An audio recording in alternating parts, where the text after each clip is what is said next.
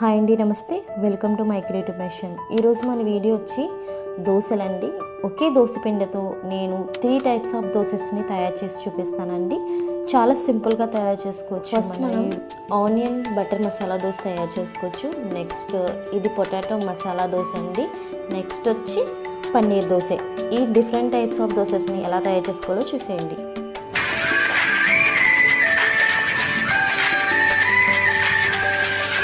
మనం దోసపిండి తయారు చేయొచ్చు. దానికి కావలసినవి ఒక బౌల్ తీసుకొని అందులో 3 కప్స్ నేను ఇడ్లీ రైస్ని యూజ్ చేస్తున్నానండి. మనకి మార్కెట్లో ఇడ్లీ రైస్ అని మనకి అవైలబుల్లో ఉన్నదండి. సూపర్ మార్కెట్స్, డీమార్ట్స్ ఇలా ఎక్కడైనా సరే ఇవి 3 కప్స్ని యాడ్ చేసుకొని 1 కప్పు నేను మినపగుళ్ళని యాడ్ చేస్తున్నానండి. మీ దగ్గర మినపప్పు ఉంటే అది కూడా యూజ్ చేయొచ్చు, మీ ఇష్టం.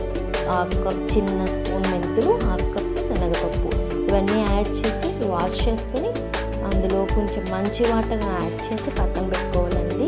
ఇలా వాష్ చేసేసుకున్న తర్వాత కొన్ని నీళ్ళు వేసి పక్కన పెడితే మనకి డబల్ క్వాంటిటీ అవుతుందన్నమాట. వాటర్ ఏమీ కనిపించదు, అలా అయిపోతుంది.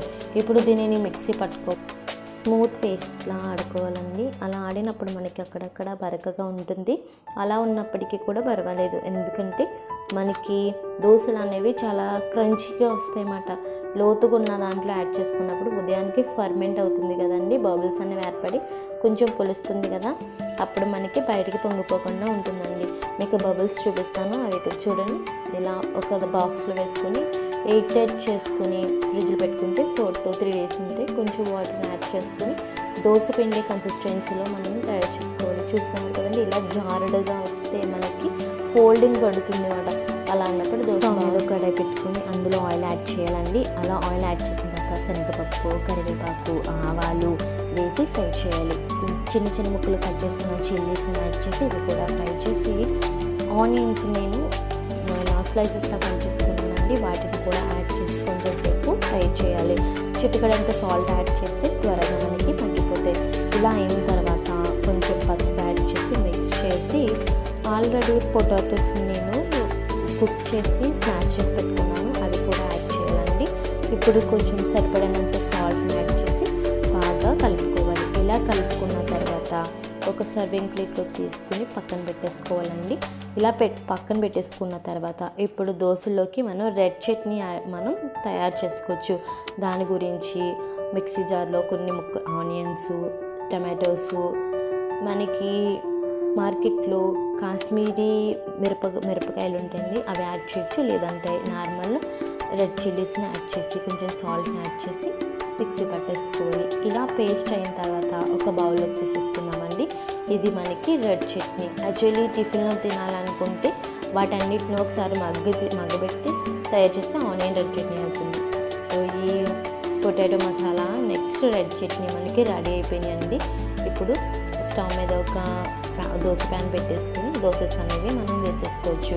నాన్ స్టిక్, ఇక్కడ వీడియోలో నాన్ స్టిక్ యూజ్ చేస్తున్నాను. నార్మల్ దాని మీద కూడా చాలా బాగా వచ్చాయండి దోసెస్. ఇలా మనం దోశని కట్ చేసుకున్న తర్వాత దాని మీద ఆల్రెడీ మనం రెడ్ చట్నీ తయారు చేసి పెట్టుకున్నాం కదండి, ఆ రెడ్ చట్నీని బాగా మొత్తం దోశ అంతా స్ప్రెడ్ చేయాలన్నమాట. అలా స్ప్రెడ్ చేసినప్పుడు దోశ తింటున్నప్పుడు మసాలా అన్నీ బాగా పట్టి మనకి చాలా బాగా అనిపిస్తుంది అన్నమాట. ఇలా స్ప్రెడ్ చేసుకున్న తర్వాత ఆనియన్స్ని చిన్న పీసెస్లా కట్ చేసుకున్నవి పైన జల్లుకోవాలి. ఆనియన్స్ వేసేస్తాం. ఇప్పుడు కొంచెం బటర్ని తీసుకుని పైన చుట్టూరు మనం ఈ బటర్ని వేసామనుకోండి, మనకి ఆనియన్ బటర్ దోశ అనేది రెడీ అయిపోయినట్టే. ఇప్పుడు ఇంకొక దోశని మనం తయారు చేసేసుకోవచ్చు. ఇది సర్వింగ్ ప్లేట్లోకి తీసేసుకొని పక్కన పెట్టేసుకుందామండి. దోశకి మధ్యలో గ్యాప్ ఇస్తే ప్యాన్ అనేది హీట్ ఎక్కి దోశలు అనేవి బాగా వస్తాయి అన్నమాట.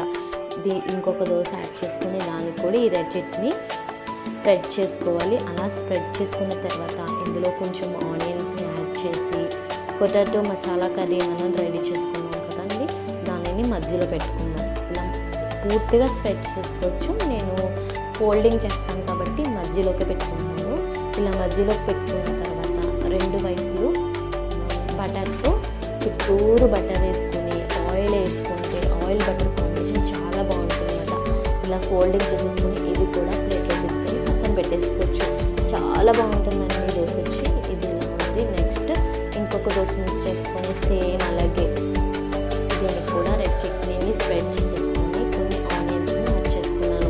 ఇలా ఆనియన్స్ని యాడ్ చేసుకున్న తర్వాత ఒక పన్నీర్ క్యూబ్ని తీసుకొని నేను బాగా గ్రేట్ చేసేస్తున్నానండి. క్యారెట్ చెక్కుకొని దాంతో బాగా దీని మీద జల్లుతున్నాను. కొంచెం క్యారెట్ని వేసుకుని మళ్ళీ అగైన్ పన్నీర్ని అలాగే స్ప్రెడ్ చేస్తాను. అలా స్ప్రెడ్ చేసడం వల్ల మనకి ఎల్లోగా వైట్గా చాలా చూడడానికి లుక్ వైజ్ చాలా బాగుంటుంది, తినడానికి కూడా చాలా బాగుంటుందండి. దీంట్లో మనం చుట్టూరు బటర్ యాడ్ చేస్తే మధ్యలో కూడా పెట్టుకుంటే నిజంగా చాలా చాలా సూపర్గా ఉంటుంది దోశ. ఒక్కసారి మీరు ఈ 3 types ఆఫ్ దోసెస్ని ట్రై చేసి చూసి ఎలా వచ్చినాయో నాకు కామెంట్ బాక్స్లో తెలియజేయండి. ఫ్రెండ్స్, మీకు నచ్చినాయా? మీకు ఈ వీడియో నచ్చితే లైక్ చేయండి, షేర్ చేయండి, కామెంట్ చేయండి. మీ ఫ్రెండ్స్కి, మీ రిలేటివ్స్కి ఈ వీడియోని సజెస్ట్ చేయండి. మీ సలహాలను, సూచనలను నాకు కామెంట్స్లో తెలియచేయండి. ఇలాంటి ఎన్నో వీడియోల గురించి నా ఛానల్ని సబ్స్క్రైబ్ చేయండి. Thank you for watching.